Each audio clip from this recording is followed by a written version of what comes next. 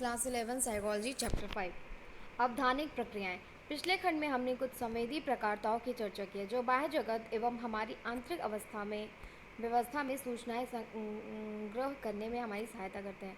अनेक प्रकार के उद्दीपक हमारी ज्ञानेंद्रियों में एक ही समय से टकराते हैं, परंतु हम एक ही साथ सब पर ध्यान नहीं दे पाते।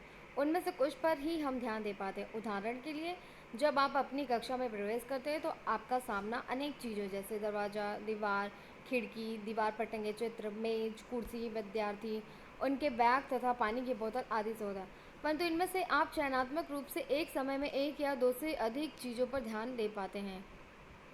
पर ही वह प्रक्रिया जिसके आधार पर उद्दीपक समूह से कुछ उद्दीपक का चयन किया जाता है उसी को समानता अवधान कहा जाता है। यहाँ ध्यान देने योग्य है कि चयन के अतिरिक्त अवधान अन्य गुणों जैसे सतर्कता, एकाग्रता एवं खोज आदि से भी संबंधित होता है। सतर्कता का आशय व्यक्ति की तत्परता से जिससे वह अपने समक्ष आए उद्दीपक का सामना करता है। अपने विद्यालय की दौड़ में भाग लेते समय आपने दौड़ प्रारंभ होने वाली रेखा पर प्रतिभागियों को दौड़ने के लिए सीटी बजने की प्रतीक्षा में सतर्क स्थिति में देखा होगा। एक समय में कुछ विशेष वस्तुओं के बोध के लिए अन्य वस्तुओं को दृष्टि से बाहर रखते हुए उस पर ध्यान केंद्रित करने की प्रक्रिया को एकाग्रता कहते हैं। उदाहरण के लिए, कक्षा में विद्यार्थी शिक्षक के भाषण पर ध्यान देते हैं तथा विद्यालय के विभिन्न भागों से आते सभी प्रकार के शोरगुल पर ध्यान नहीं देते। खोज एक दशा होती है जिसमें प्रेक्षक वस्तुओं के समुच्चय में से उसके कुछ विशिष्ट उपसमुच्चयों पर ध्यान देता है। उदाहरण के लिए, जब आप अपने छोटे भाई या बहन को विद्यालय लेने जाते हैं तो अनेक लड़कियों में आप मात्र उन्हें ही देखते हैं। इस तरह के क्रियाकलापों के लिए लोगों को कुछ प्रयास करना पड़ता है। इस अर्थ में अवधान प्रयास नियतन है। अवधान का केंद्र और एक किनारा होता है। जब जानकारी का क्षेत्र किसी विशेष वस्तु या घटना पर केंद्रित होता है तब उसे अवधान का केंद्र या केंद्र बिंदु कहते हैं। इसके विपरीत, जब वस्तुएं या घटनाएं जानकारी के केंद्र से दूर होती हैं और किसी व्यक्ति को उसकी जानकारी मात्र धुंधले रूप में होती है तब उसको अवधान के किनारे पर स्थित कहा जाता है। अवधान को विविध प्रकार से वर्गीकृत किया गया है। एक प्रक्रिया उन्मुख विचार इसे दो प्रकार से विभाजित करता है: चयनात्मक सेलेक्टिव और सस्टेन्ड। हम इन दो प्रकार के अवधानों की मुख्य विशेषताओं की संक्षेप में चर्चा करेंगे। कभी कभी हम एक ही समय में दो भिन्न क्रियाकलापों पर ध्यान दे सकते हैं। जब आप ऐसा होता है तब हम इसे विभक्त अवधान सेलेक्टिव अटेंशन कहते हैं। यह वर्णन किया गया है बॉक्स में, ठीक है। चयनात्मक अवधान का संबंध मुख्यतः अनेक उद्दीपकों में से कुछ सीमित उद्दीपकों अथवा वस्तुओं के चयन से होता है। हमने पहले ही बताया है कि हमारे प्रात्यक्षिक तंत्र में सूचनाओं को प्राप्त करने एवं उनका प्रक्रमण करने की सीमित क्षमता होती है। इसका अर्थ यह है कि एक विशेष समय में वे मात्र कुछ उद्दीपकों पर ही ध्यान दे सकते हैं। प्रश्न यह है कि इनमें से किन उद्दीपकों का चयन प्रक्रमण होगा। मनोवैज्ञानिकों ने उद्दीपकों के चयन को निर्धारित करने वाले अनेक कारकों का पता लगाया है। चयनात्मक अवधान को प्रभावित करने वाले कारक। चयनात्मक अवधान को अनेक कारक प्रभावित करते हैं। ये समानता उद्दीपकों की विशेषताओं तथा व्यक्तियों की विशेषताओं से संबंधित होते हैं। इन्हें समानता बाह्य एवं आंतरिक कारक में वर्गीकृत किया जाता है। बाह्य कारक, एक्सटर्नल फैक्टर, उद्दीपकों के लक्षणों से संबंधित होते हैं। अन्य चीज़ों को स्थिर होने पर उद्दीपकों के आकार, तीव्रता तथा गति अवधान के प्रमुख निर्धारक होते हैं। बड़ा, द्युतिमान तथा गतिशील उद्दीपक हमारे अवधान में शीघ्रता से आ जाता है। जो उद्दीपक नए होते हैं तथा सामान्य रूप से जटिल होते हैं वे भी सरलतापूर्वक हमारे अवधान में आ जाते हैं। अध्ययनों से ज्ञात होता है कि मनुष्य के फोटोचित्र अथवा अन्य निर्जीव वस्तुओं के फोटोचित्रों की तुलना में हमारे ध्यान में शीघ्रता से आ जाते हैं। इसी प्रकार शाब्दिक कथनों की तुलना में लयबद्ध श्रवण उद्दीपक शीघ्रता से उद्दीप्त होते हैं। अवधान के लिए आकस्मिक एवं तीव्र उद्दीपकों में ध्यानाकर्षण की अद्भुत क्षमता होती है। आंतरिक कारक, इंटरनल फैक्टर, व्यक्ति के अंदर पाए जाते हैं। इन्हें दो मुख्य श्रेणियों में वर्गीकृत किया जाता है: अभिप्रेरणात्मक कारक तथा संज्ञानात्मक कारक। अभिप्रेरणात्मक कारकों का संबंध हमारी जैविक एवं सामाजिक आवश्यकताओं से होता है। जब हम भूखे होते हैं तो भोजन की हल्की गंध को भी सूंघ लेते हैं। जिस विद्यार्थी को परीक्षा देनी होती है वह परीक्षा न देने वाले विद्यार्थी की तुलना में शिक्षक के भाषण पर अधिक ध्यान केंद्रित करता है। संज्ञानात्मक कारकों, कॉग्निटिव फैक्टर्स के अंतर्गत अभिरुचि, अभिवृत्ति, पुनर्विन्यास आदि कारक आते हैं। वस्तुएं अथवा घटनाएं जो रुचिकर होती हैं व्यक्तियों के ध्यान में शीघ्रतापूर्वक आती हैं। इसी प्रकार जिन वस्तुओं अथवा घटनाओं के प्रति हम अनुकूल दृष्टि से रुचि लेते हैं उन पर शीघ्रतापूर्वक ध्यान देते हैं। पुनर्विन्यास एक मानसिक स्थिति उत्पन्न करता है जो एक निश्चित दिशा में कार्य करने को प्रेरित करती है। यह तत्परता भी उत्पन्न करती है जिससे व्यक्ति एक विशेष उद्दीपक के प्रति अनुक्रिया करने को उन्मुख होता है, अन्य के प्रति नहीं।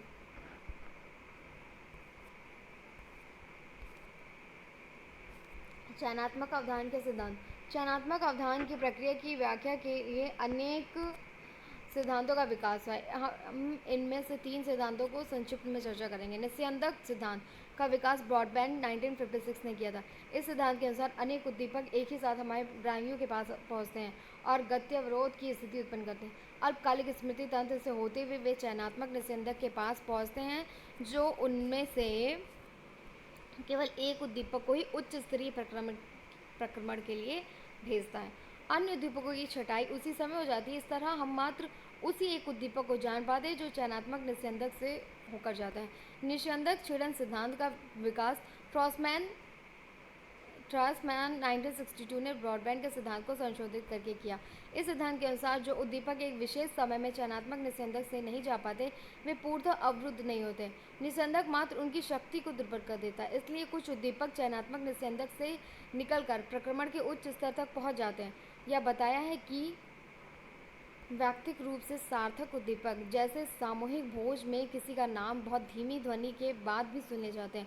ऐसे उद्दीपक यद्यपि बड़े दुर्बल होते हैं फिर भी कभी कभी चयनात्मक निस्यंदक से निकलकर अनुक्रिया दे सकते हैं।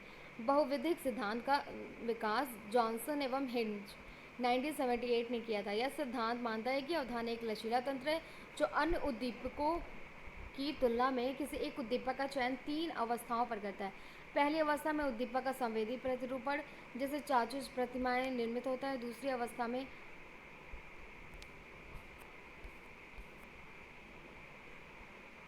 आर्थी प्रतिरूपण जैसे वस्तुओं के नाम निर्मित होते हैं तथा तीसरी अवस्था में संवेदी में मार्थी प्रतिरूपण हमारी चेतना में प्रवेश करता है। यह भी माना जाता है कि जब संदेशों का चयन अवस्था प्रक्रमण पूर्व चयन के आधार पर होता है तो कम मानसिक प्रयास की आवश्यकता पड़ती है। जब संदेशों का चयन अवस्था 3 प्रक्रमण उत्तर चयन के आधार पर होता है तो अपेक्षाकृत अधिक समय लगता है। संदिग्ध अवधान। यहाँ चयनात्मक अवधान मुख्यतः उद्दीपकों के चयन से संबंधित होता है, वहीं संदिग्ध अवधान का संबंध एकाग्रता से होता है। यह हमारी उस योग्यता से संबंधित है जिसमें हम अपना ध्यान किसी वस्तु अथवा घटना पर देर तक बनाए रखते हैं। इसे सतर्कता भी कहते हैं। कभी कभी लोगों को एक विशेष कार्य पर घंटों तक ध्यान देना पड़ता है। हवाई यातायात नियंत्रक एवं रेडार रीडर इस गोचर के उत्तम उदाहरण हैं। उन्हें स्क्रीन पर सिग्नलों को लगातार देखना एवं मॉनिटर करना पड़ता है। ऐसी स्थितियों में सिग्नलों की प्राप्ति प्रायः पूर्वानुमान पर निर्भर करती है तथा सिग्नलों की पहचान में हुई त्रुटियां घातक हो सकती हैं। इसलिए उन स्थितियों में अधिक सतर्कता की आवश्यकता होती है। संदिग्ध अवधान को प्रभावित करने वाले कारक। संदिग्ध अवधान के कार्यों में व्यक्ति के निष्पादन में अनेक कारक सहायक अथवा अवरोधक हो सकते हैं। संवेदन प्रकारता सेंसरी मोडालिटी उनमें से एक है। चाक्षुष उद्दीपक की तुलना में श्रवण संबंधी उद्दीपक होने पर निष्पादन क्रियाकलाप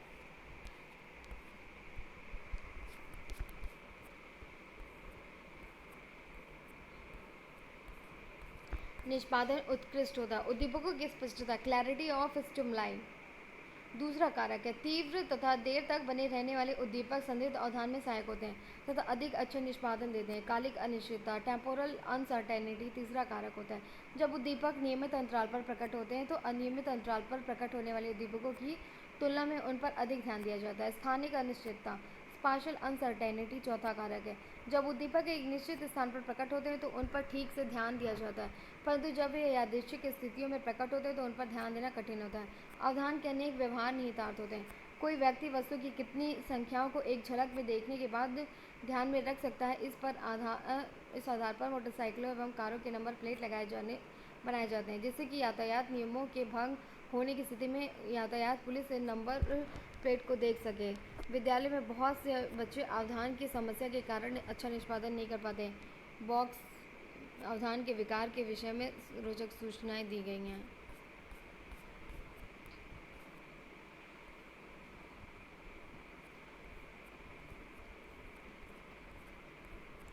प्रात्यक्षिक प्रक्रियाएं। पूर्व में हमने देखा है कि ज्ञानेंद्रियों के उद्दीपन के परिणामस्वरूप हम प्रकाश की क्षण दीप्ति अथवा ध्वनि अथवा घ्राण का अनुभव करते हैं। यह प्रारंभिक अनुभव जिसे संवेदना कहते हैं हमें ज्ञानेंद्रियों के उद्दीप्त करने वाले उद्दीपक की समझ प्रदान नहीं करता। उदाहरण के लिए हमें इससे प्रकाश, ध्वनि, सुगंध के स्रोत के विषय में जानकारी नहीं मिलती। संवेदी तंत्र द्वारा प्रदान की गई कच्ची सामग्री से अर्थ प्राप्त करने के लिए हम इसका पुनः प्रक्रमण करते हैं।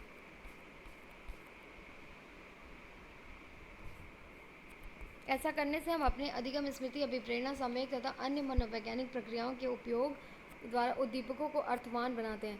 जिस प्रक्रिया से हम ज्ञानेंद्रियों द्वारा प्रदान की गई सूचनाओं की पहचान करते हैं, व्याख्या अथवा उसको अर्थवान बनाते हैं, उसे प्रत्यक्षण कहा जाता है। उद्दीपकों अथवा घटनाओं की व्याख्या करने में लोग अपने ढंग से उनको रचित करते हैं। इस प्रकार प्रत्यक्ष बाह्य अथवा आंतरिक जगत में पाए जाने वाले प्रत्यक्षण वाली वस्तुएं अथवा घटनाओं की व्याख्या मात्र नहीं है, बल्कि अपने दृष्टिकोण के अनुसार वस्तुओं और घटनाओं की एक रचना भी है। अर्थवान बनाने की प्रक्रिया में कुछ उप प्रक्रियाएं अंतर्निहित हैं जो चित्र में प्रदर्शित की गई हैं। प्रत्यक्षण के प्रक्रमण। हम किसी वस्तु की पहचान कैसे करते हैं? क्या हम किसी कुत्ते की पहचान इसलिए करते हैं कि हम उसके रोएदार आवरण, उसके चारों पैरों, उसकी आंखों, कानों आदि की पहचान पहले कर चुके हैं? अथवा इन अंगों की पहचान हम इसलिए करते हैं क्योंकि पहले हमने कुत्ते की पहचान की है? यह विचार है कि प्रतिविज्ञान प्रक्रिया अंशों से प्रारंभ होती और जो समग्र प्रतिविज्ञान का आधार बनती है उसे ऊर्ध्वगामी प्रक्रमण, बॉटम अप प्रोसेसिंग कहते हैं। जब प्रतिविज्ञान प्रक्रिया समग्र से प्रारंभ होती है और उसके आधार पर विभिन्न घटकों की पहचान की जाती है तो उसे अधोगामी प्रक्रमण, टॉप डाउन प्रोसेसिंग कहते हैं। ऊर्ध्वगामी उपागम प्रत्यक्षण उद्दीपकों के विविध लक्षणों पर बल देता है तथा प्रत्यक्षण को एक मानसिक रचना की प्रक्रिया मानता है। अधोगामी उपागम प्रत्यक्षण करने वाले को महत्व देता है तथा प्रत्यक्षण को उद्दीपकों की प्रतिविज्ञान अथवा तदात्मीकरण की प्रक्रिया माना जाता है। अध्ययनों से प्रदर्शित होता है कि प्रत्यक्षण दोनों प्रक्रियाएं एक दूसरे से अंतर्क्रिया करती हैं और हमें जगत की समझ प्रदान करती हैं। प्रत्यक्षण की उप प्रक्रियाएं: दीपक, संवेदी ग्राही, अवधान, केंद्रीय तंत्रिका तंत्र, मस्तिष्क, अधिगम, स्मृति तथा अन्य मनोवैज्ञानिक प्रक्रियाएं। प्रत्यक्षणकर्ता। मानव बाह्य जगत से उद्दीपक को मात्र यांत्रिक रूप से अथवा निष्क्रिय रूप से ग्रहण करने वाले नहीं होते। वे सृजनशील होते हैं अथवा बाह्य जगत को अपने ढंग से समझने का प्रयास करते हैं। इस प्रक्रिया में उनकी अभिप्रेरणाएं एवं प्रत्याशाएं, सांस्कृतिक ज्ञान, पूर्व अनुभव तथा स्मृतियों के साथ साथ मूल्य, विश्वास एवं अभिवृत्तियां बाह्य जगत को अर्थवान बनाने में महत्वपूर्ण भूमिका का निर्वहन करती हैं। उनमें से कुछ कारकों का वर्णन नीचे दिया जा रहा है। अभिप्रेरणा। प्रत्यक्षणकर्ता की आवश्यकताएं एवं इच्छाएं उसके प्रत्यक्षण को अत्यधिक प्रभावित करती है। लोग विभिन्न साधनों या उपायों से अपनी आवश्यकताओं एवं इच्छाओं की पूर्ति करना चाहते हैं। ऐसा करने का एक तरीका चित्र में वस्तुओं का प्रत्यक्षण ऐसी चीज़ों के रूप में करना है जिससे उनकी आवश्यकताओं की पूर्ति होगी। प्रत्यक्षण पर भूख के प्रभाव का अध्ययन करने के लिए अनेक प्रयोग किए गए हैं। जब भूखे लोगों को कुछ अस्पष्ट चित्र दिखाए जाते हैं तो पाया गया कि तृप्त लोगों की तुलना में उन्होंने इन चित्रों पर प्रत्यक्षण बहुत आहार सामग्री के रूप में किया। प्रत्याशाएं अथवा प्रात्यक्षिक विन्यास। किसी दी गई स्थिति में हम जिसका प्रत्यक्षण कर सकते हैं उसकी प्रत्याशाएं भी हमारे प्रत्यक्षण को प्रभावित करती हैं। प्रात्यक्षिक अंतरंगता एवं अथवा प्रात्यक्षिक सामान्यीकरण का यह गोचर इस प्रवृत्ति का द्योतक है कि जब परिणाम यथार्थ रूप से बाह्य वास्तविकता को नहीं दिखाते तब भी हम वही देखते हैं जिसको देखने की हम प्रत्याशा करते हैं। उदाहरण के लिए, यदि आपको दूध देने वाला प्रतिदिन लगभग सांध्य 5:30 को 5:30 पर दूध देता है तो किसी के द्वारा उसी समय आसपास दरवाज़ा खटखटाने पर लगता है कि दूध देने वाला आया है, भले ही कोई और आया हो। संज्ञानात्मक शैली। संज्ञानात्मक शैली का संबंध अपने पर्यावरण के साथ साथ संगीत तरीके से व्यवहार करने में है। हम जिस तरह पर्यावरण का प्रत्यक्षण करते हैं उसे यह सार्थक रूप से प्रभावित करती है। अपने पर्यावरण का प्रत्यक्षण करने में लोग विभिन्न संज्ञानात्मक शैली का उपयोग करते हैं। अध्ययनों में व्यापक रूप से प्रयुक्त शैली क्षेत्र आश्रित एवं क्षेत्र अनाश्रित संज्ञानात्मक शैली है। क्षेत्र आश्रित लोग बाह्य जगत का उसकी समग्रता के रूप में प्रत्यक्षण करते हैं, अर्थात उसको सर्वव्यापी अथवा समग्र रूप से देखते हैं। दूसरी तरफ क्षेत्र अनाश्रित लोग बाह्य जगत को उसकी छोटी इकाइयों में विच्छेद करते हैं, अर्थात विश्लेषणात्मक अथवा विभेदित ढंग से देखते हैं। चित्र 5.5 में देखिए, आप चित्र में छिपे त्रिभुज को देख सकते हैं। आप उसको खोजने में कितने समय लेते हैं? आप अपनी कक्षा के अन्य विद्यार्थियों को देखिए, वे त्रिभुज खोजने में कितना समय लेते हैं। जो लोग शीघ्रतापूर्वक खोज लेते हैं उन्हें क्षेत्र अनाश्रित तथा जो अधिक समय लेते हैं उन्हें क्षेत्र आश्रित कहा जाता है। क्षेत्र आश्रित एवं क्षेत्र अनाश्रित संज्ञानात्मक शैली की जांच के लिए एकांश